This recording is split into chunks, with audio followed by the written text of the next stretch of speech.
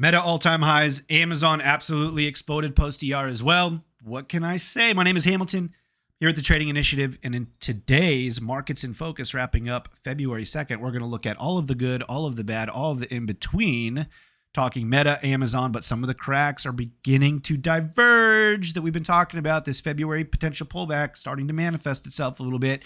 Let's get into it. First things first, Bitcoin up 7.52% on the week. Awesome to see it's right back within the range. It's detached itself a little bit from the Qs. There used to be a very high correlation between the NASDAQ and Bitcoin that has diverged over the last, I would say, probably close to a year at this point.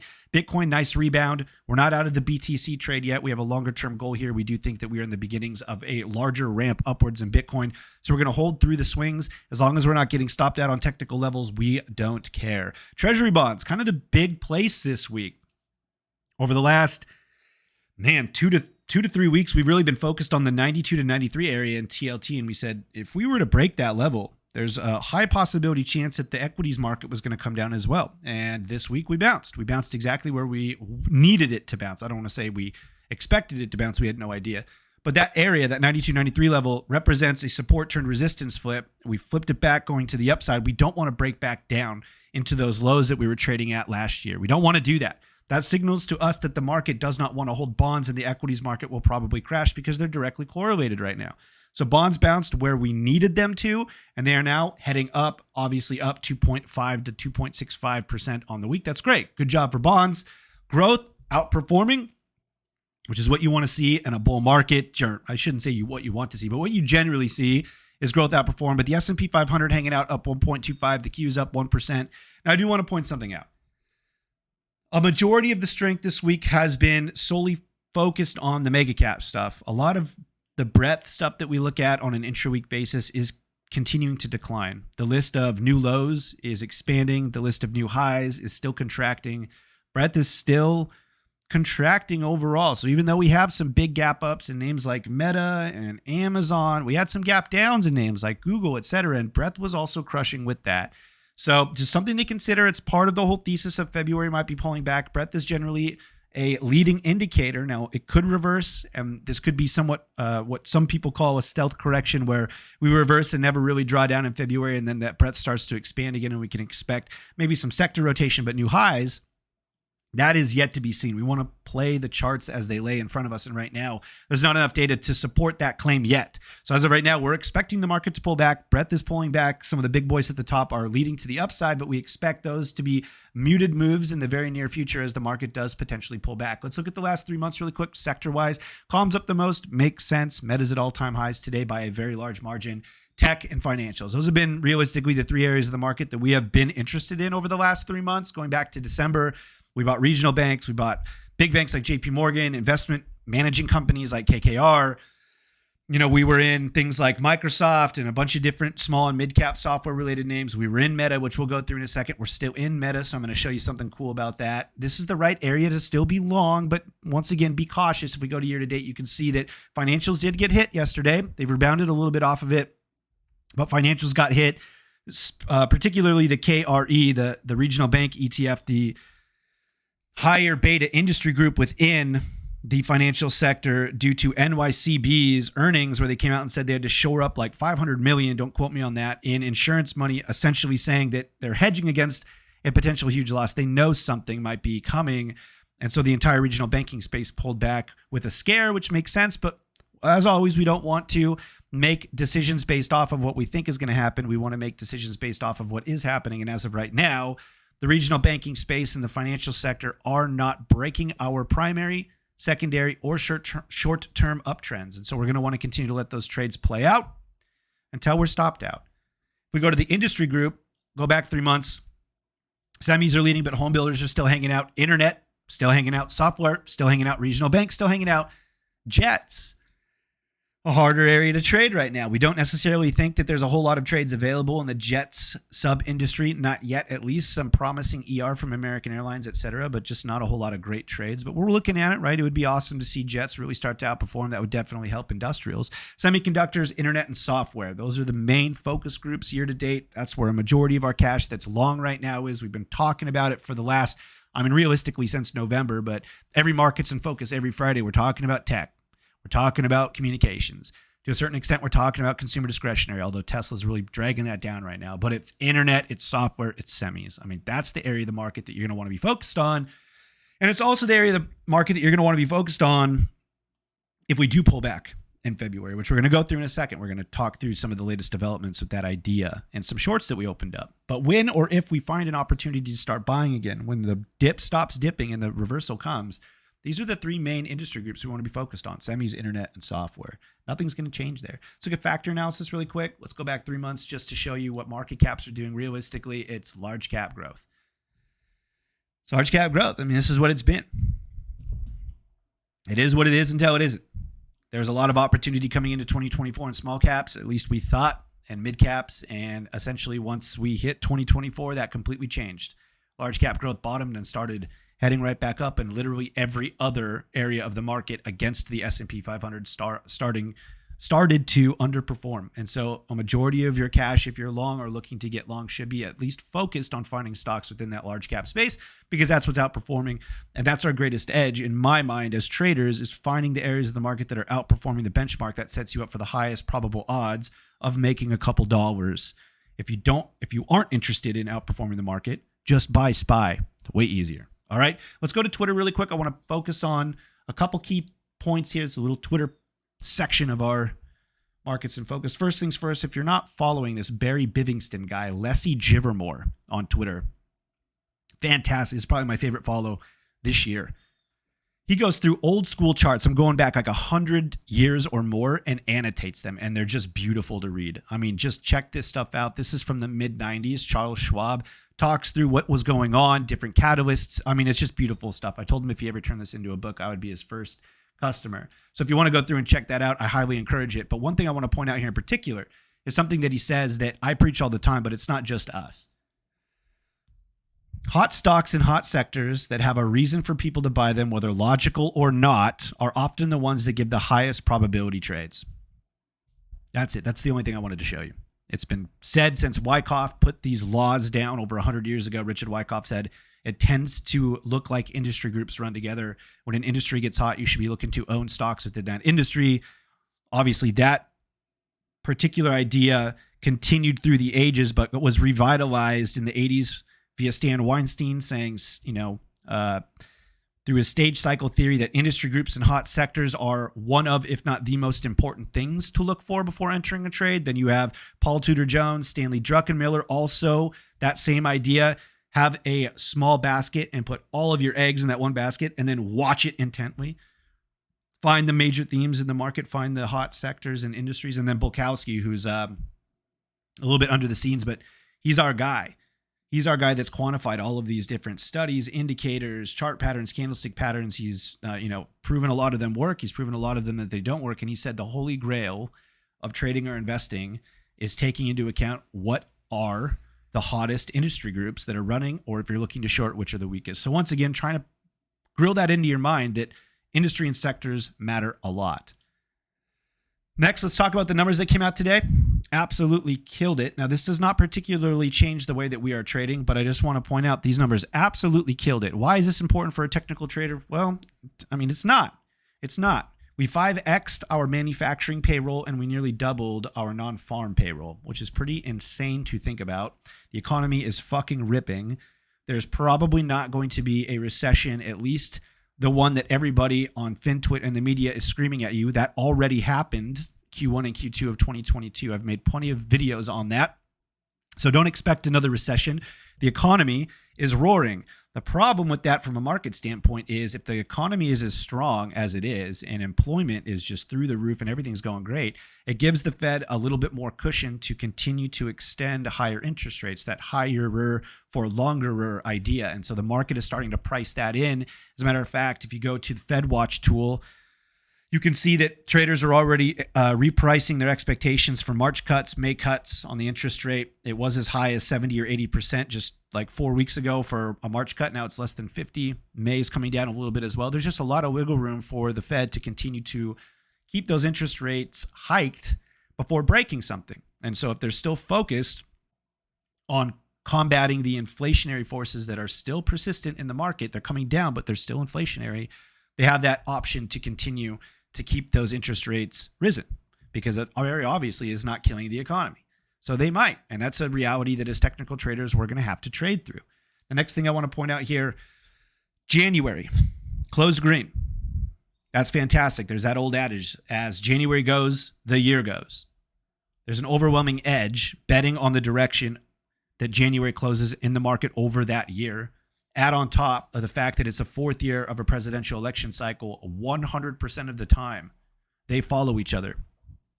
So if January closed green, going back to 1950, every single time, the market closed green in January, it also closed green on the year with an average of 15.6% gain. This is a very big potential move in the market. We are fully thinking that this is what's going to happen inside of TTI. So what we're about to talk through with this February pullback, please keep in mind that it is within the framework of a very bullish 2024, and we are going to try to make as much money as we can going along and trying to avoid some of the idiots out there that are screaming that the market is about to fall. Because I'm going to tell you something, over the last 5,000 years, or maybe longer, human beings have been obsessed with the end of anything, in this case, the financial markets, and they've been fucking wrong every single time, and I expect them to continue to be wrong. So last thing I want to point out on Twitter here is this is the average for February.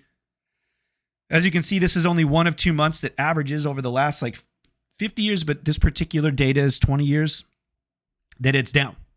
So February is technically down since 2003, going back 20 years. We expect it to probably be down this year. This is part of the reason why we're looking for a February pullback, but this does not mean that we should short the entire market and expect new lows. What we're going to do is short the market with aggressive types of shorts that are short term. We'll go through that in a second.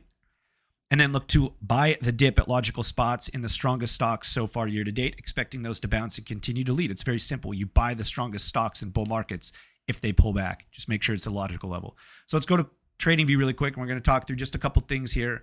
The most important things. First thing I want to talk about is let's just look at SPY really quick. SPY's at all-time high today due to massive earnings. Breadth is deteriorating, but SPY's at all-time highs, right? You can see, as a matter of fact, the S&P 500 equal weighted RSP is down 0.2%, whereas SPY is up 1%. There's a clear disconnect between breadth and the large boys at the top. That's okay. If you're trading the large boys at the top, fuck everybody that screams get out of everything because breadth sucks. No, if you're in a winning trade, you don't close and try to front run breadth, because breadth can deteriorate for a lot longer than most people expect before the market starts to price that in, if it ever does. It's the same idea as RSI divergences. Those things can play out for weeks, months, quarters, and potentially never even pull the market down.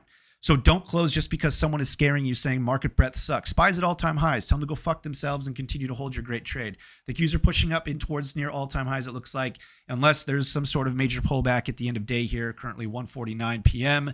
We're going to close at all-time highs once again on the backs of Amazon and Meta, so that's awesome. And then the Dow Jones had a pretty good week as well. If we go here, you can see that we're at all-time highs. One thing to consider, though, we're talking about breadth being, degrading over this week, but it's been degrading for a while now. The Dow Jones in particular has continued to hit higher highs and into all-time highs this week. So even with financials pulling back, and financials are a very, very large, a top 3 weighting within the Dow Jones, it continues to hit all-time highs. So once again, don't let bears FUD you out of positions if you're making money to the long side. Fuck them. Stick your fingers in your ears. Continue to trade your game, because you're winning if you're going long, and particularly these large and mega cap tech stocks. The one point that I want to, kind of talk about is IWM still sucks. This is the interest rate sensitive group, if you will, of all of the major indexes. And if the market is starting to price in the idea of higher for longer after the data this morning, and then what Jay Powell was talking about this week at the FOMC, is it reasonable to expect some weakness in small caps? Yeah, absolutely. So IWM underneath 198.5 still does not allow us to enter. We were expecting IWM to potentially break out this week. It didn't again, and so we're not adding any additional capital. It's that simple. Sometimes trading can be fucking boring, but I'd rather be bored than lose money, right? So we're not allocating any capital towards small or mid caps unless they're very particular setups within the software or semi space, which there haven't been a whole lot. We're just sitting on the sidelines. We're more than happy to play when it's back, but it's not back. Let's talk about the most important chart this week, the Dixie, breaking up and over 104 today and up and over the 200-day moving average. I will tell you right now that if the dollar closes above 104, this is probably going to be the beginning of your bear case in February. If the dollar starts to pop here above the 200-day moving average and starts moving, it's going to be a very, very hard time for the market to also move. If If you don't know what I'm talking about, just look at the inverse correlation between the dollar and the market. Every time the dollar starts to run, the market starts to fall. Every time the dollar falls, the market starts to ramp. And here we are at the 200-day moving average. The dollar's trying to break up and over its 200-day moving average. And if we look at the equal weighted stuff, once again, it's down today. So dollar up, equal weighted down, but it is being led to the upside by the mega caps. Once again, I'm not telling you to go and sell all of your mega caps and anticipate some sort of market pullback. Don't ever do that. Get stopped out at logical levels according to your plan. Don't ever take anybody's advice and try to front run any of this shit, because you could miss out on a lot of stuff, which we're about to talk about. We just hit a $100,000 trade inside of TTI, which I'm going to go through. But the dollar above 104 in the 200-day moving average is a big deal for us. So we're going to continue to monitor this in towards next week. If we close above 104 today, it's going to be a big topic of discussion inside of TTI for our Sunday night strat session. 3 shorts we took this week. MOS. Let's bring this back to the candlestick chart. I'm not going to talk through the entirety of our short setups. It's too much, and this video is already 16 minutes long, but we're shorting MOS down towards the low volume gap at 24.5. If this plays out, it'll be a nice little base hit. If the market pulls back on February, we love these types of setups where we have longer dated supports with zero volume underneath. There's an opportunity for a capitulation candle, so we like that. Took a short this week on JKS. You can see it's nearly the exact same setup as MOS. It's a long dated support level with very little volume down towards about 21.5, representing a 15.75% move to the downside. Another base hit. I don't imagine any of these are really going to give us these huge moves. What is the last ticker that we shorted? Let's see. It starts with an L, and I wrote down the wrong. I don't know. Is it LGS? Did I just put that in? LPS? LGD? It's none of these. LGD is not it. I don't remember the other one, but that's okay. It was another setup that looked relatively the same as JKS and MOS. Let's talk really quick about META. So we've traded META. You can see there's a little model here. We've traded META 3 to 4 times over the last 13 to 14 months. And I'm not going to do anything other than just congratulate one of the traders inside of TTI. So I'm going to go to Discord really quick and show you what he was able to do with this particular trade. His first $100,000 trade. He's been with us for 3 years. So once again, shout out Dustin. I appreciate you. I'm glad that you've been trading with us for over 3 years.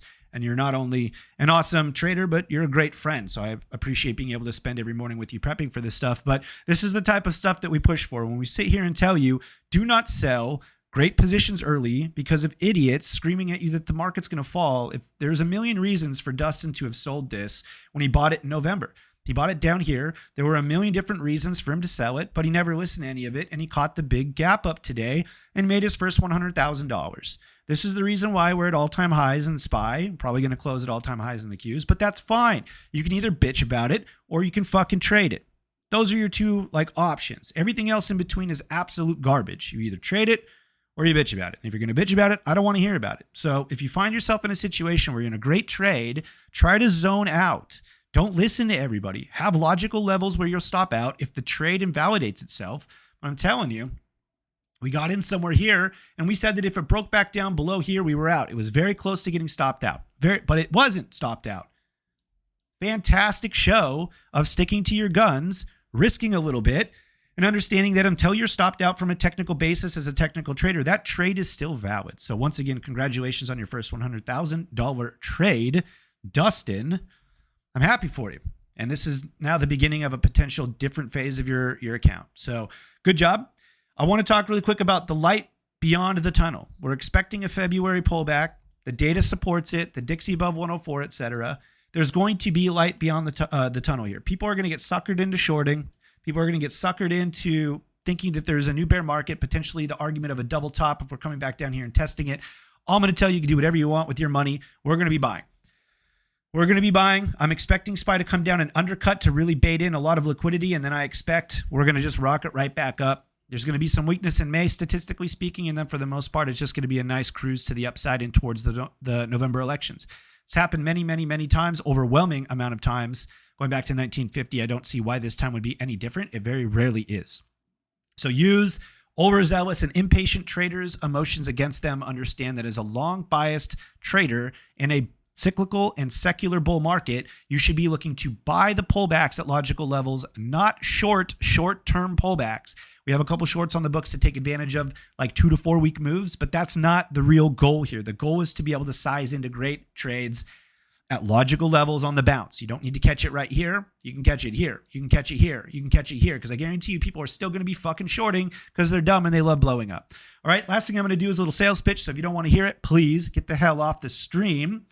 We're going to go over to Circle here. If you're interested in being able to leverage some of the tools or all of the tools that allow Dustin to make $100,000, we do have two different types of memberships. The first one is this new market research portal. We've been using it for a while, but it's now open to you guys if you want on a quarterly basis. If you want access to all of our different strategy sessions, our trade ideas, I can show you exactly the meta trade actually that made Dustin the $100,000. Go here and search for it. You can see that everything we do inside of TTI is built for speed. Most of you guys or all of you guys don't have enough time to sit here and look at charts all day, every day. That's who we market towards, right? Dustin is a guy who owns a solar company. He's a full-time engineer owner. He has a family. He does things outside of trading, and yet he's still able to do this? Yes. Everything that we do is built with that mindset. Here was the full trade idea. You can pause the video and read it. The full thing is there. You could read this thing in 3 minutes, take the trade, and continue to do whatever you want to do. We have premium newsletters that come out 2 to 3 times per day. We have weekly events, etc. This is all included within the quarterly market research. If you want more help, if you want access to the coursework and Discord, I'm going to have you sign up for a year. It's a year-long lockup because it allows me to be able to work with you exclusively for a year. Dustin is on his 3rd year of this trader development program. Some of the other big winners inside of TTI are on years 2, 3, and 4 as well. It's a path to success. If you're interested in that, both of the links are going to be in below. You can check which one makes more sense to you, considering where you're at in your trading. Podcast tomorrow is going to be released featuring some of the bigger traders inside of TTI. Go ahead and listen to that. I appreciate you guys. Please like and subscribe. Comment below if you like this type of content. I'll catch you in the next one.